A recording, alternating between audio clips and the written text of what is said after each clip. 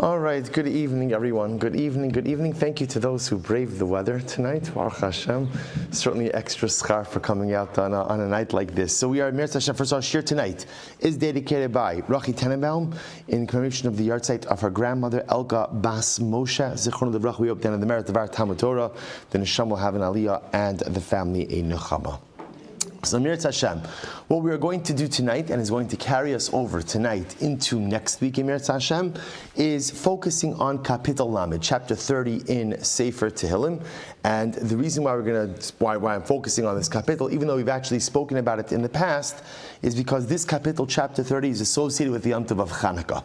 So Mir Hashem tonight is going to be the intro to this kapitel, and then Mir Hashem next week is going to be our pre-Chanukah shir in Mir Hashem, getting a little bit of a head start on the Yom Tov. So tonight we'll kind of lay the basic, we'll call it theological or hashkafic framework for the kapitel, and then Amir Hashem next week delve a little bit more into the actual Chanukah implications of it. So let's begin. Mizmor Shir Chanukah Sabayis Davis. Let's just first take a quick look at the Harshitza right up here if anyone needs. Just take a quick look at the kapitel itself. So literally again, Mizmor, let's just translate.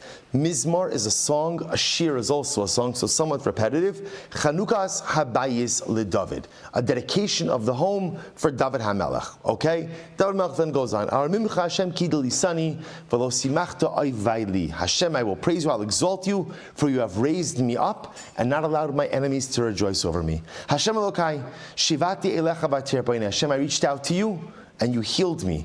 Hashem ha'elisa min shol nafshichi salim yardibar. Hashem, you've lifted me out. You brought me out from the grave, revived me from the descent into the pit. Zamru Hashem chasidav v'hodu lezecher kadsho. So we're not going to go through the whole kapitel, but again, what's interesting is, at first glance, this kapitel, this particular chapter of Tehillim, seems to be very much like most of the chapters of Tehillim. What's the dominant theme in Sefer Tehillim? Dominant theme in Sefer Tehillim? I'm sorry? God helps me. In other words, essentially, most of Sefer Tehillim follows the following model. I was in trouble, I thought it was helpless, but then you came through for me. That's the theme of Sefer Tehillim. The truth is, that's because that's the theme of David HaMelech's life. Constant struggle, constant overwhelming difficulty, circumstances that look totally, unnavigable. Just you could not come through, and yet, with incredible siyata d'shmaya and with incredible divine providence, divine assistance, David HaMelech finds a way through. So at first glance, this kapitel really seems to have the same exact theme. My enemies won't rejoice over me. I was down and out. You lifted me out of the pit. I was having difficulty. Same basic theme. But of course we know part of the power of Sefer Tehillim is that, although it's not true necessarily with every single kapitel, but many of the chapters in Sefer Tehillim correspond to specific events in David HaMelech's life. So what we're going to, the overarching question we're going to focus on tonight is, what is the theme of this kapitel? So again, if we want to go home early tonight, we could just simply say the theme of this kapitel is, I was in trouble. I didn't think I would make it out of trouble, but HaKadosh Baruch Hu, you were there and you helped me. Absolutely correct. The question is there something additional or something deeper unfolding over here? Then there's another intriguing part, right? When we open with this phrase, Mizmor Shir Chanukah's Habayis LeDavid. If I were to ask you, what event does this kapitel correspond to, what would you say? What event? Beis HaMikdash. Right? After all, again, David HaMelech is talking about a Chanukah's Habayis, a dedication of a home. So Bepashtos, on the most basic level, which home is David HaMelech referring to? It would sound like the Beis HaMikdash. What's the problem? What's the problem with that interpretation? Excellent. Okay, good morning, everyone. Good. Now we're getting into it. Excellent, good. David HaMelech didn't build the Beis HaMikdash. So it's interesting that David HaMelech has a kapitel that says, Mizmor Shir Chanukah's Habayis LeDavid, a song for the dedication of the home LeDavid. LeDavid. David HaMelech, you didn't build the Beis HaMikdash. You wanted very badly to build the Beis HaMikdash. Remember again, what David HaMelech wanted more than anything, we're going to see, was to be able to build the Beis HaMikdash. Why that is, Emir Hashem will come to. So question number one is, what is the overarching theme?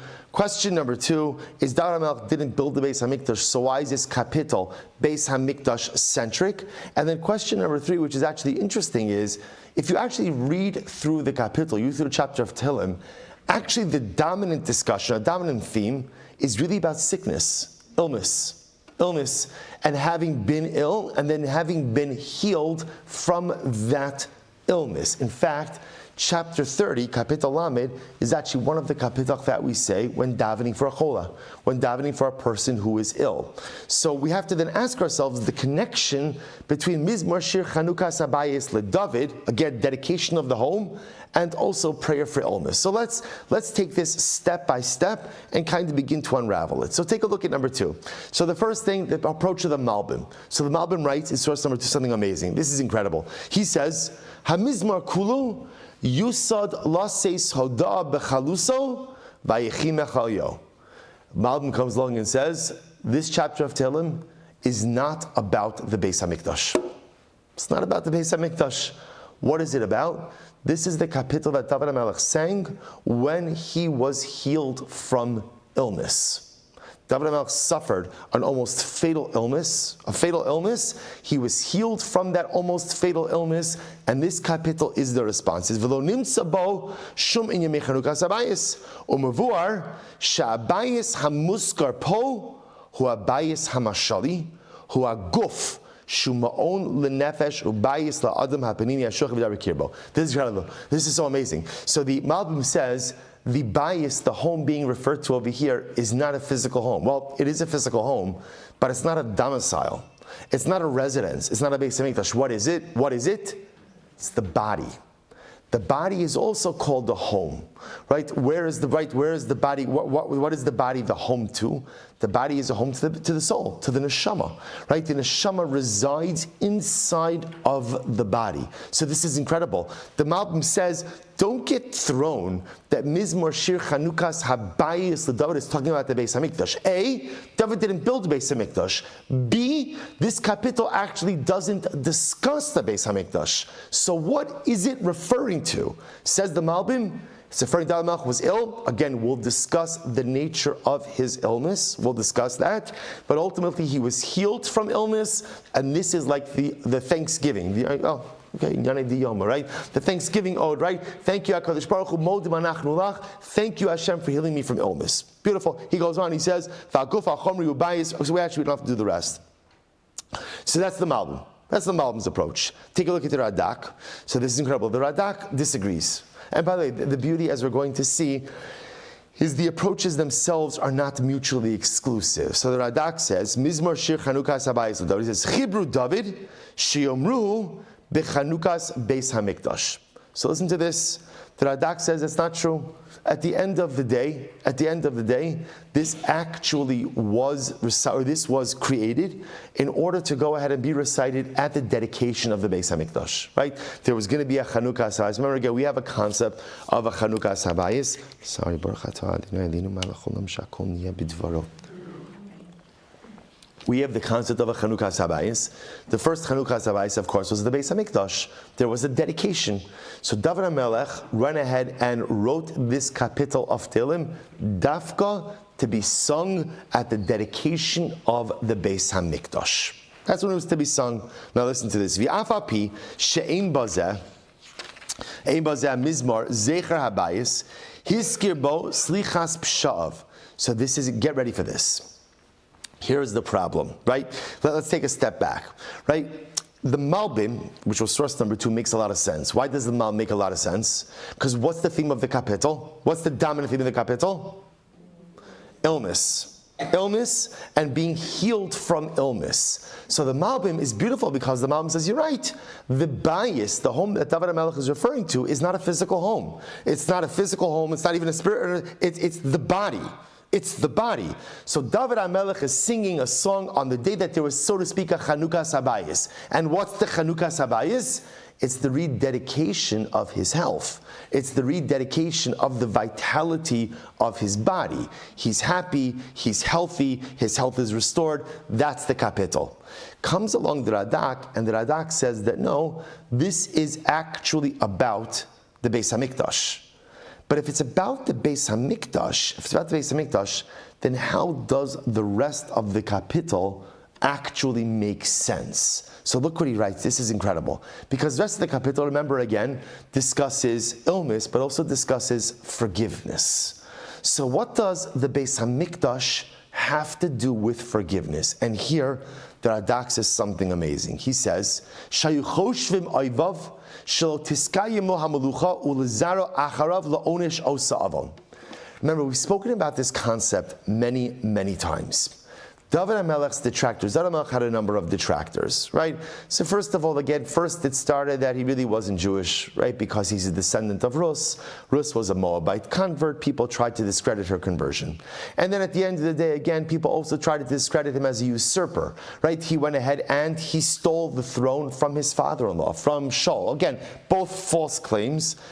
Then there was another discredit. Remember again, the event that forever shapes and colors you know how like in life, there are many events and many occurrences which define us, but often in life there are singular events that put us on a particular trajectory in life. For David HaMelech, that event was the episode with Bathsheba. That event went ahead and propelled David in multiple directions. And I want to point out, many of them incredibly positive. What could be positive? David HaMelech is the paradigmatic Baal Tshuva.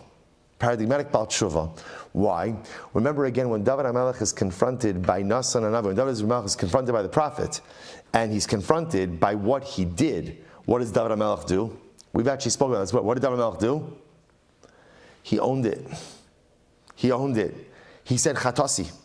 It's incredible. I don't know about you, but most times when I'm confronted by something negative, my reflexive reaction is to deflect, to explain, no, it's not really this.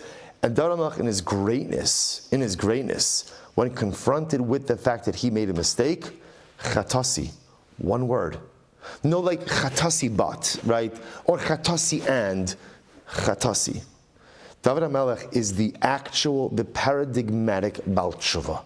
He teaches us how to turn things around from the most terrible and potentially horrific circumstances to something that is actually a platform for our foundation for dramatic growth. But at the end of the day, this event also gave David HaMelech, his detractors, an incredible amount of fodder. Right, an incredible amount of fuel to go ahead and discredit him, calling him an adulterer, calling him a sinner, calling him an immoral individual. So listen to this. People were convinced that in the aftermath of the sin with Bathsheba, David HaMelech had lost the opportunity for a dynastic monarchy. Remember again, David wasn't the first king.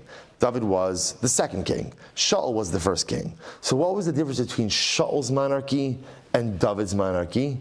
Shaul's monarchy was never meant to be dynastic. It was never meant.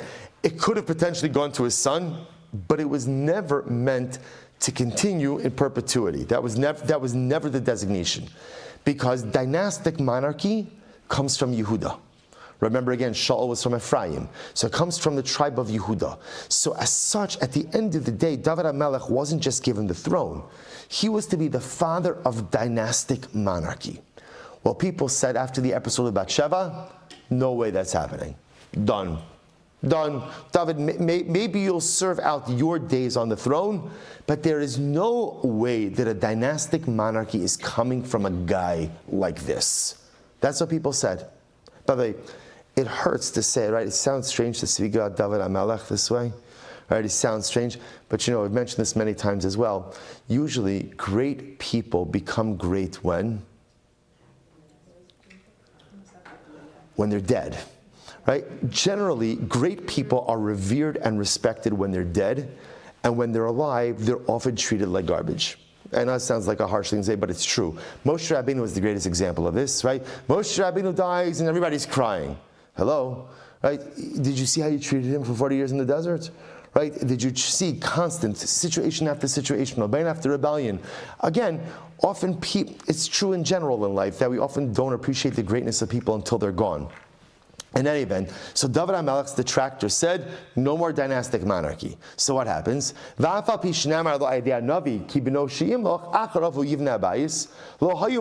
Even though David had a promise from the Navi. Remember again, after David does tshuva and he atones for his sin, so the Navi tells him, you are forgiven, and in fact, you will be the father of a dynastic monarchy. With all that, by the way, not only that, but remember, who's going to be the continuation of David HaMelech's monarchy? Who? Shlomo. Who's Shlomo's mother? Bathsheba.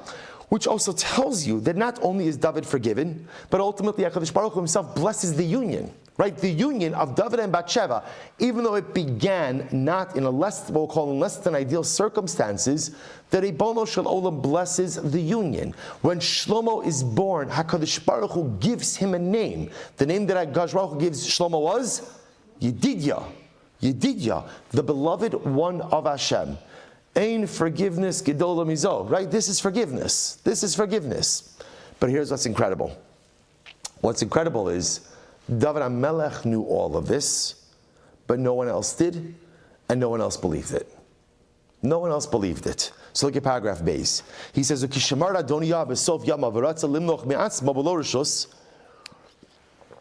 remember again, at the end of David HaMelech's life, just so you understand what a turbulent life David HaMelech had, right? And that the man never had peace. He never had peace. Remember again, and on his deathbed, we just read it actually a couple weeks ago. It's the Haftorah for Parshas Chayei Sarah. On his deathbed, what's happening to David HaMelech? What's happening? He's dying. He's literally dying. And what happens? One of his sons, Adoniah ben Chagis, decides to say, Misnaseh Lemor Ani Amloch. He goes ahead and he declares himself as king. David HaMelech is literally dying. He's in his final moments of life. And already again, we wouldn't call it like a total rebellion, but it's certainly a quasi-rebellion that's unfolding right as David HaMelech's waning moments of life. So when people see this, they say, oh, you see, Shlomo's not going to be king. The dynastic monarchy is over. Now, you skip down a little bit. So I'm sorry. Look at the last three lines in paragraph base. Leficha chibar mizmor shechanukas habayis al derech sheyahizkir bo slichas chatov shirefuas nafsho ki bazeha inyan noda haslicha l'chol adam. So I'm going to read these words and then we're going to explain it better by looking at the Gemara. So therefore, the Radak says over here that this capital, so let's zoom out a little bit over here. So this capital is talking about the dedication of the Beis HaMikdash. Mizmor Shir Chanukas Habayis of David is a song composed by David HaMelech to be sung at the dedication of the actual Beis HaMikdash. But David, why are you concerned with the dedication of the Beis HaMikdash? You are not going to be here.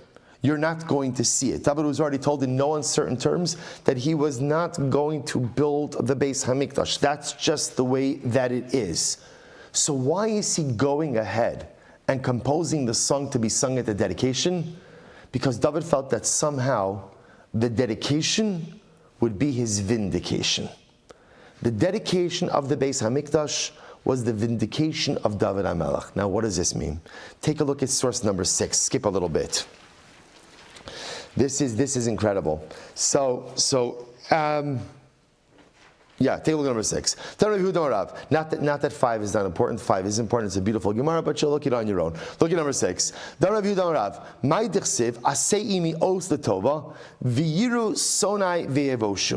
So listen to this. So what does it mean, David, when he says in Tehillim, Chadosh Baruch Hu, perform for me a good sign and let my enemies see and let them be embarrassed. What does this mean? Amar David, Lifnei HaKadosh Baruch Hu, Ribono Shel Olam, Mecholi al osa oven. David said, Chadosh Baruch Hu, please forgive me for the sin I have committed. Forgive me. Amar lo, Macholacha. Macholach, you're forgiven. You're forgiven. By the way, can you imagine how wonderful it would be to hear those words from HaKadosh Baruch Hu? I believe that Hashem forgives me. I believe it. But can you imagine if you come before HaKadosh Baruch Hu, you do real tshuva, and the Ribono Shel Olam says back to you, Macholach, you are forgiven. How incredible it must be to hear those two words. David hears it, but David's not finished. Amar lo, Asei imi os b'chayai. Hashem, I have another request. Can you give me a sign? Can you give me a sign that I am forgiven. Now, understand, why is David HaMelech asking for a sign? Why is he asking for a sign? What do you think? I'm sorry? To show people. Remember again, the sign's not for David, because remember again, David just heard from God, you're forgiven. That's good enough, right? You can take that to the bank. That's good. So the sign is not for him.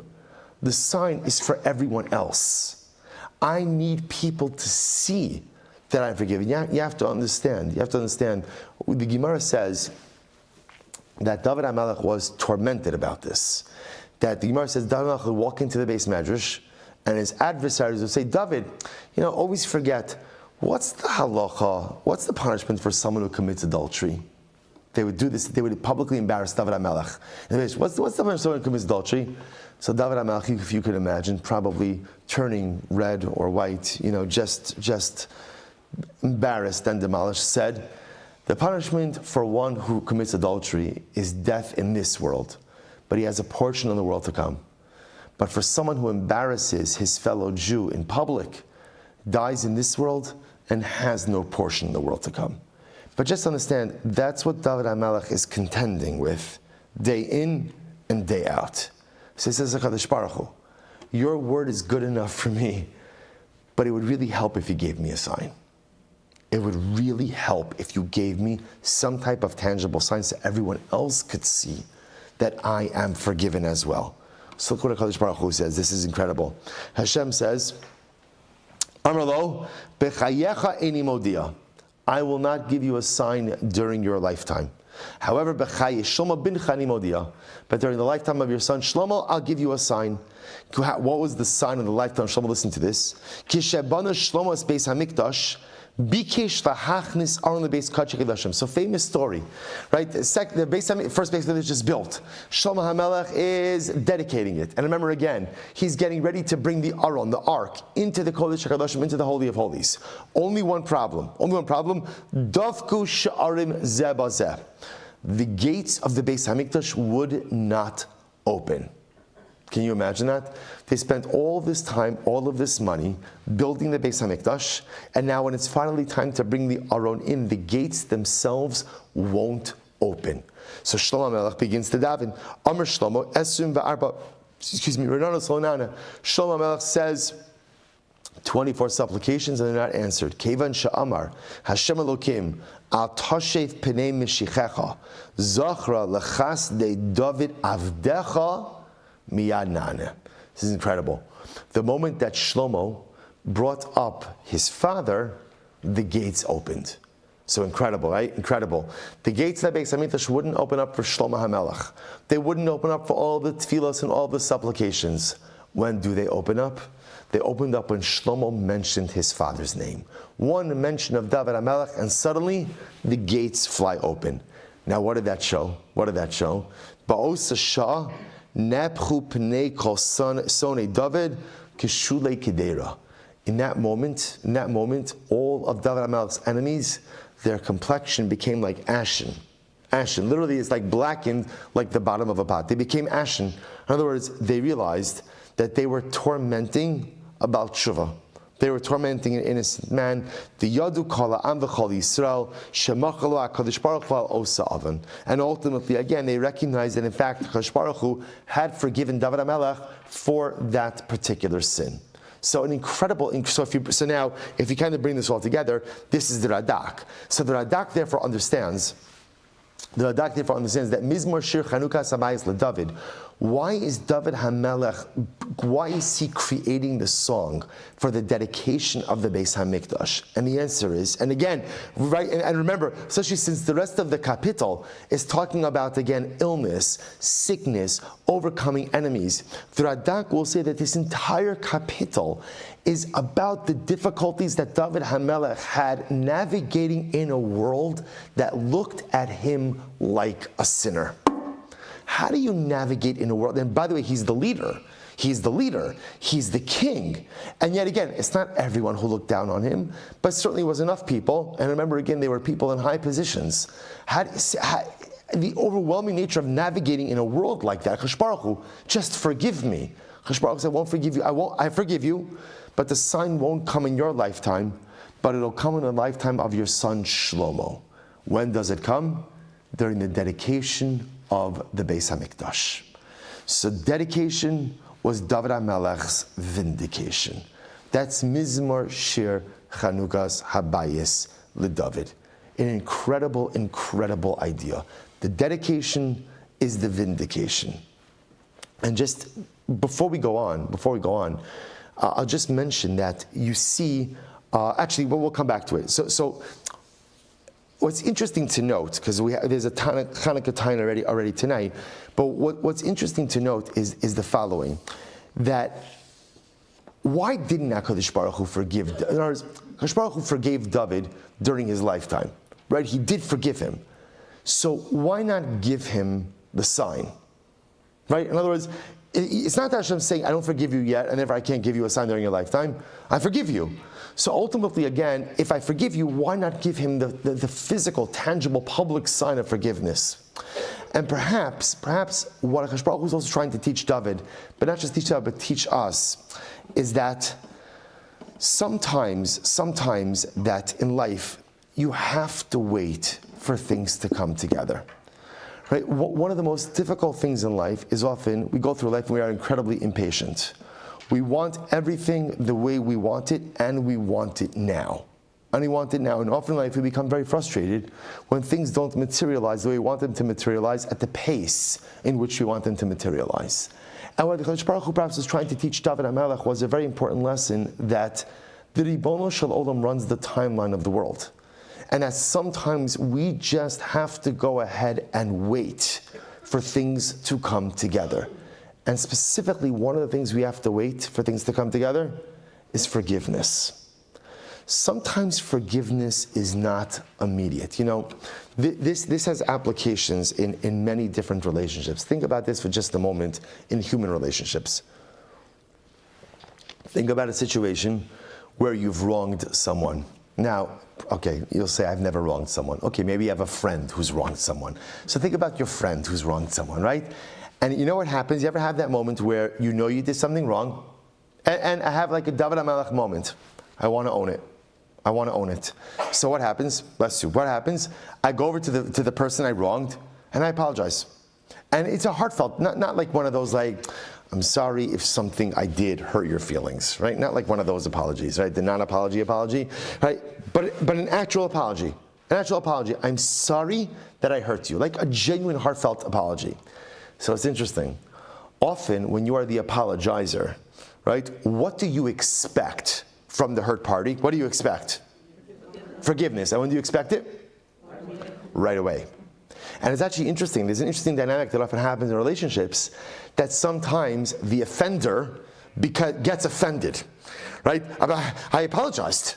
I apologized already. So if and it's heartfelt. There's even like a little like moisture over here at the corner of my eye. Right? It's like really genuine. I really mean it. I really feel bad. And how can you not accept it right here and now? And the truth is, as we become a little bit more skilled in relationships, we recognize that sometimes forgiveness takes time. Forgiveness takes time. And even if you're genuinely sorry for what you did, the other person may not be ready to forgive you just yet. And it's so important, because one of the keys to success in human relationships is the ability to apologize and then take a step back. Because I have to apologize if I've done something. I have to own it, but I also have no right to expect someone who's been hurt by me to just forgive me immediately. Sometimes it takes time. And it's almost as if the Ribono Shel Olam is modeling that a little bit with David HaMelech. David, I love you, and I forgive you. But there's a part of forgiveness that I am not yet ready to give you. There's a part of forgiveness. I'm going to give it to you because I see that you're a genuine penitent. I see that you're a real Baal Tshuva, but I'm not ready yet, HaKadosh Baruch Hu says, to give you that peace. Why I'm not ready? I'm just not ready. And what a profound lesson in the way we navigate our relationships. And it's true with HaKadosh Baruch Hu also. It's true in human relationships. It's true with HaKadosh Baruch Hu, that sometimes forgiveness takes time. And even after I offer up that heartfelt apology, it still may take time to go ahead and repair that relationship. David HaMelech wanted the external sign, A, because he wanted to rehabilitate his public image, that's Aleph, and B, because the public sign was like the Maki B'Patish, it was like the final hammer blow to show that HaKadosh Baruch Hu had really forgiven him. HaKadosh Baruch Hu said, I'm not ready yet. I'm not ready yet. I'm just not ready yet. And sometimes, again, in relationships, we have to be ready to ask for forgiveness, to apologize, but also recognize that we may not be granted that mechila, that forgiveness, as quickly as we want it. And you have to learn to be okay with that in life. There's also two more lessons that I just kind of want to tie everything up with. The other piece, and we'll save the Chanukah tie-in for the last piece, but David HaMelech also teaches us something else. There's a number of lessons in this. I happen to think that in general, this kapitel is one of the most powerful chapters in Tehillim. We'll see it more next week as well. But every line, every pasuk is another life, like another life gem that David is giving us. Take a look at number 6 on your sheet. David HaMelech says, just quoting the pasuk from the kapitel, "Va'ani amarti b'shalvi ba'alamot li'olam." David HaMelech literally says, and I said it, yes. Wasn't getting just a note, but parent on. Oh, 30, of course. So David HaMelech says, "Va'ani amarti b'shalvi bal emot liolam." David HaMelech says literally, and I said in my tranquility, I will never falter. I said in my tranquility, I will never falter. So what does this mean? So this, and we're going to see how this ties into the opening pasuk as well. Mizmor Shir Chanukah Sabayis LaDavid. So watch this. So Rashi says, and this is really incredible. Rashi says, "V'ani amarti b'shalvi b'shalvasi." Listen to this. David HaMelech says, when life was tranquil, when life was good, hayisi choshev ba'alamot li'olam. When life was tranquil, I thought to myself, I will never falter. Right? In other words, we've all had moments like that in life, right? Where everything is perfect. Like those 24 seconds, right? Everything is just as it should be. And it's easy sometimes in those moments of tranquility to lull yourself into a false sense of security, of thinking, okay, everything's good. Right? V'ani amarti b'shalvi, I said in moments of tranquility, nothing bad is ever going to happen. He says, aval ein hadavar bershusi, ki em bershuso shel HaKadosh Baruch Hu, hu birtzono hamid es hari. So again, Rashi says, so David says something amazing. I made the mistake in life, and part of the power of Tehillim is David HaMelech also gives us like a full view into his life mistakes, which is such a gift for us. Because the truth is, in general, you learn a lot more from people's mistakes, or just, I don't know, the people. We learn a lot more from our mistakes than we do from our accomplishments. And Allah has come all the more so with David HaMelech. We learn so much from seeing the mistakes he made, but ultimately, again, not just the mistakes, but how he rebounded from them. So he's saying, I made a mistake, I made a life mistake. Not an avera, a mistake. That I assumed that in moments of tranquility, when life was good, that's just the way it was going to remain. And that life was always going to be fine. And I learned in some very dramatic ways that at the end of the day, life is a series of peaks and valleys. And the one who controls those peaks and valleys is HaKadosh Baruch Hu. Now, Rashi understands this just from like a situational life perspective. Right? That I thought my life was good, and in moments when life is good, I thought that this would be the way that it would just remain li olam va'ed forever. And boy, was I wrong. That I get some really difficult circumstances in life that I never thought were going to occur. But I realized from that ultimately there really is no consistency in life. And the only consistency is HaKadosh Baruch Hu. The Rebbe Shalom is the consistency in life. He's the only consistent in life, only consistent factor in life.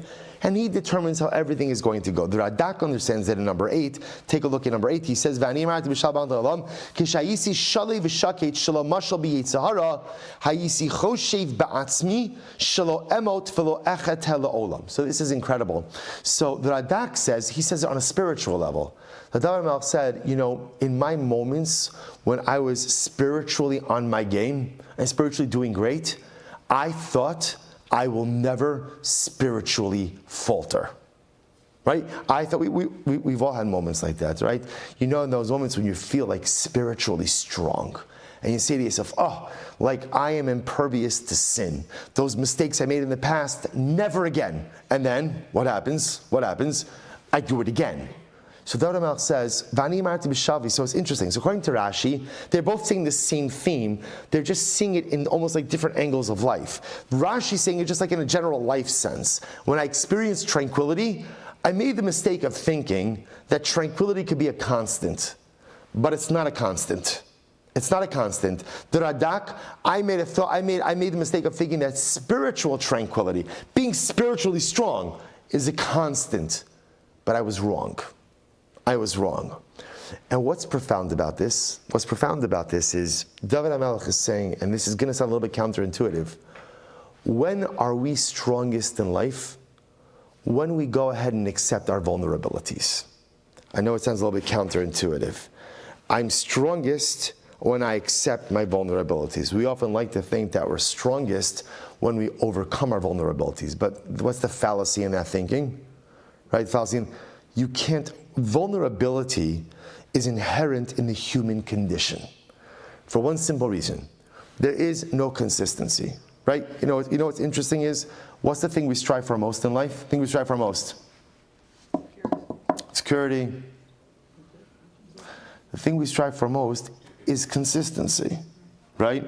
I want to be consistently good in my relationships. I want to be a consistently good Jew. I want to be consistent. So the thing we want most in life is consistency, and the one thing you cannot guarantee in life is consistency, right? Think about it. In order to guarantee consistency, you have to have control over your future. You don't have control over your future. None of us know what's going to happen tomorrow. So I can't guarantee consistency. So what's interesting about that is, because I can't guarantee, I can attempt for consistency, I can try for consistency, but at the end of the day, true strength in life comes from embracing vulnerability. Because when I accept vulnerability in life, what that does is, that opens me up to a relationship with HaKadosh Baruch Hu. Because Ribono Shel Olam is the one constant in this world. HaKadosh Baruch Hu is the one source of consistency. HaKadosh Baruch Hu is the one source of true, reliable strength. If I think that I can be consistent, first of all, it's not true. And also, I don't need God. But if I accept my vulnerabilities, interestingly enough, that's when I rely on HaKadosh Baruch Hu most, and that's when I have the true opportunity to self-actualize. I know it sounds a little bit counterintuitive, but embracing vulnerability actually makes us stronger. And that's what David HaMelech is saying over here. V'ani amarti b'shalvi, I made the mistake of thinking, balamot li'olam, things are good now, they're always going to be good. Things are spiritually good, they're going to remain spiritually good. Things are physically good, they're going to remain physically good. And I was wrong. Spiritually, I was wrong. The whole episode about Sheva. Physically, I was wrong. I became very ill. But yet, interestingly enough, once I accepted my vulnerability, what does David HaMelech say? Mizmor Shir Chanukas Habayis LeDavid. When is the personalistic home strongest? When is it strongest? When you accept your vulnerabilities. And this yesod in general is an incredibly overwhelming one in life. And I think, thinking a little bit about this, I think that this is a theme that resonates with so much of what we are experiencing now. Right? One of the pieces, we're so focused on what we need to do during this current war for Am Yisrael. Right? What do we need to do? So we need to daven. We need to give tzedakah. We need to go ahead and learn Torah. There are so many things that we have to do.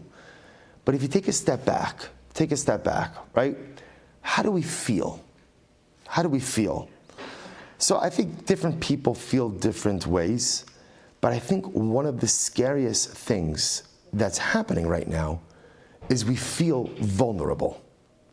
We feel vulnerable, right? There are close to 240 of our brothers and sisters, men, women, and children, that are somewhere in Gaza under the rulership of people who are the basis elements of humanity. And we don't know what's happening with them, we don't know what's going on with them, and we hear about a hostage deal, but even the hostage deal, what is it going to be? How is it going to materialize? What do we have to give up? Right? Understand the humanitarian ceasefire, there is nothing humanitarian about it. We might want to be humanitarian. What do we have to give up, right? To get back our children, our mothers, our fathers. So we run the risk of allowing an enemy who doesn't respect our right to live the opportunity to rearm, to regroup. So vulnerable. And you hear this, and this is the problem also sometimes, like when we're glued to the news, right? And we hear that the Houthis hijack a tanker in the Red Sea.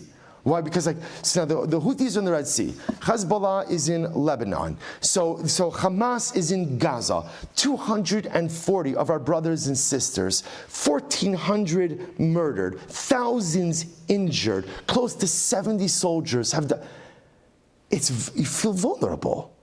It's I don't know, I think for many, at least for me, for the first time in my life, there's an acute feeling of fear. Of fear, not fear about the result. Not fear about the result. Klal Yisrael will be victorious.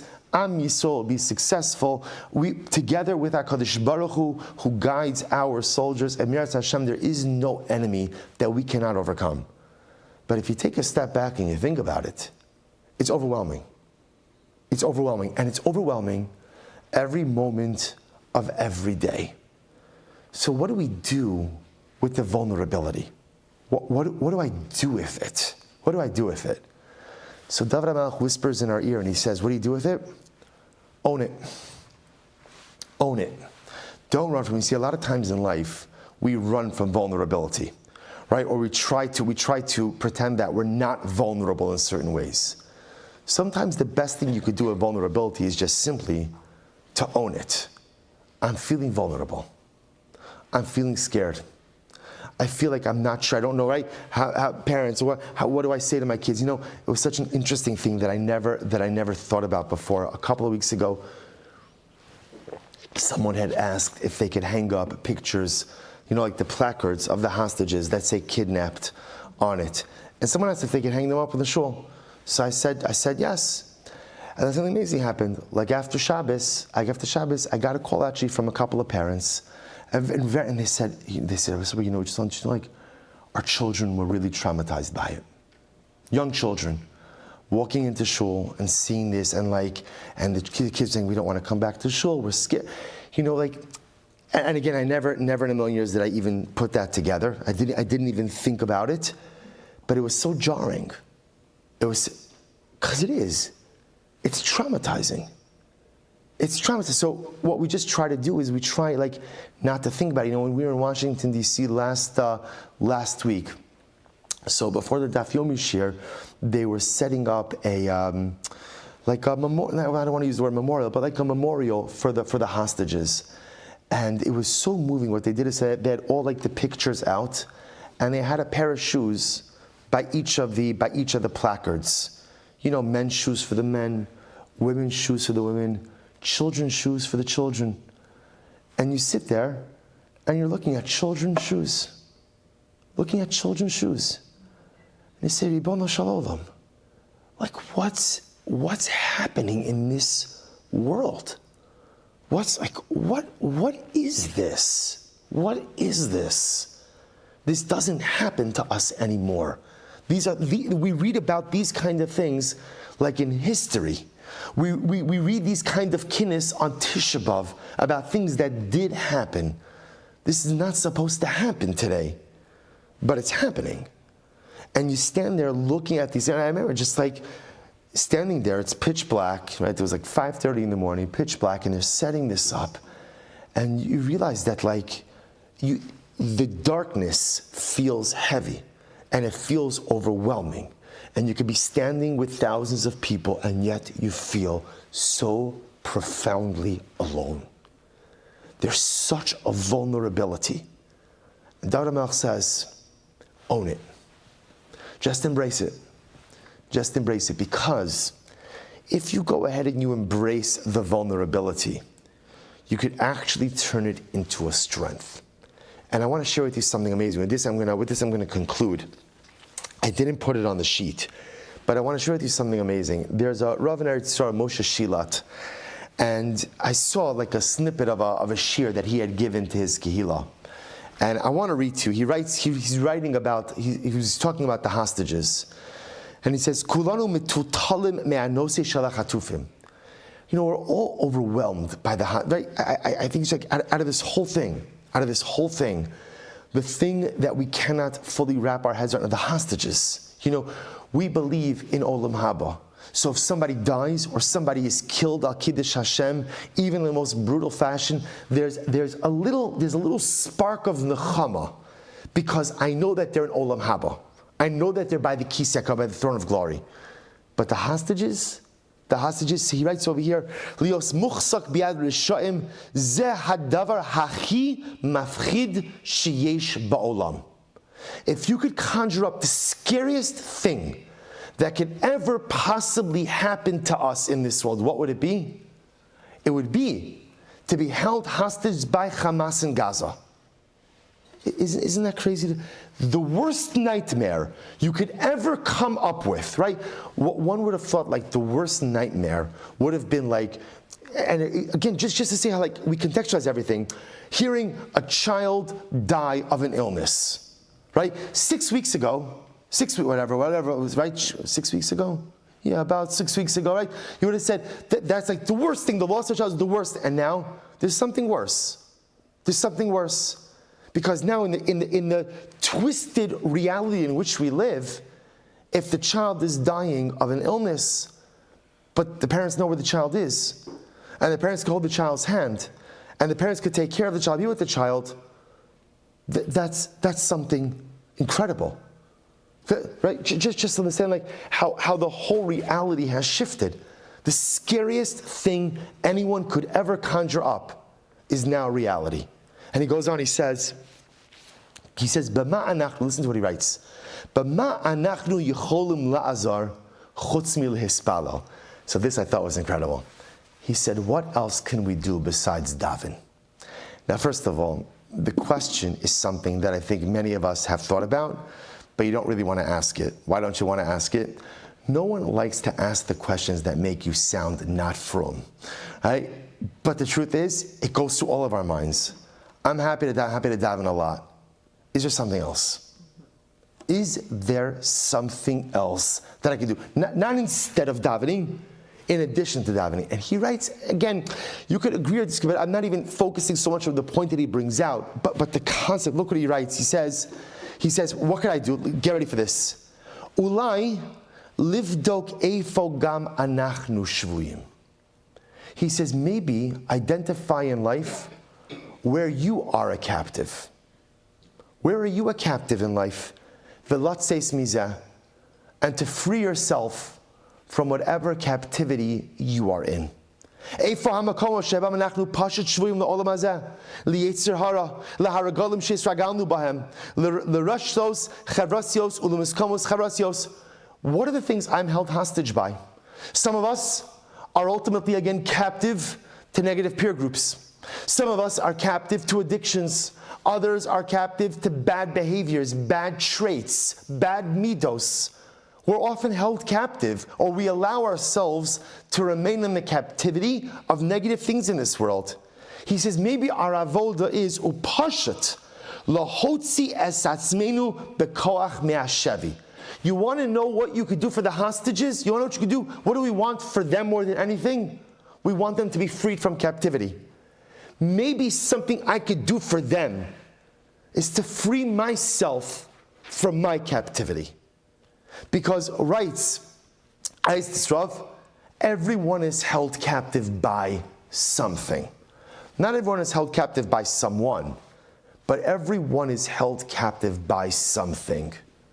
And imagine if each of us identified what we are held captive by, and we find the strength to free ourselves, to emancipate ourselves, to bring ourselves out of captivity.